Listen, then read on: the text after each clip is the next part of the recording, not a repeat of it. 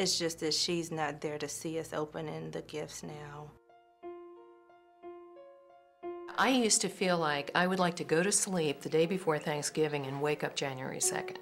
And part of that was because the length of time that you have to process being in this festive mood, it just goes on and on and on. One of the significant losses I experienced was the death of my first wife in October, and about 4 weeks later, around the holiday period, I decided to keep up a tradition we had by inviting about 4 other couple friends over for a holiday meal. And I like to cook, and so I cooked the whole dinner, and I set the table, and we all sat down, and all of a sudden I realized that the chair next to me was empty. And I said, "Who's missing?" And people looked at me with this weirdest look because I had set an even number of chairs and an even number of plates, not thinking about the fact that Shar had died. As you'd see couples walking around, shopping together, doing things, and I would look at them and wonder why, what did they have that I don't have? Like, what redeeming quality is in them that's not in me? You know, how come her husband can see that in her, whereas my husband can't see that in me? We decided my husband would just come over to our house. And I think part of the reason it was so difficult was because I didn't expect it to be very hard.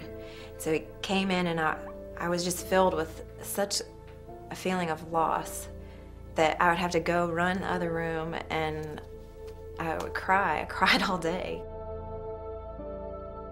I made plans to prepare turkey and dressing and mashed potatoes and all the normal Christmas dinner stuff for the kids on my own.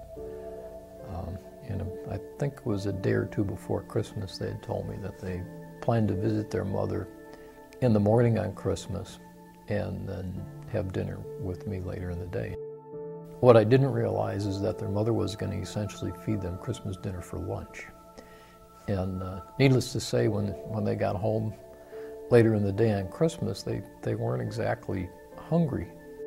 You see your kids by the tree and open up the presents and everything. It's just like, why are these things happening to me? Everybody else was in a nice, sweet little family, and here I was alone. There were definitely times that I thought about taking my own life. If you're separated or divorced, if you've lost a loved one, you probably see the holidays the same way these people do. So instead of celebrating Thanksgiving and Christmas, you try to survive them. If that's how you feel, you'll learn how others who've lost loved ones have found the strength to make it through the holidays. Plus, grief recovery experts will explain how to deal with the painful emotions that reappear each holiday season, how to keep from being overwhelmed by this season's events, and how to begin enjoying the holiday season again. There is a way to respect and take care of your emotions without letting them flood or paralyze you.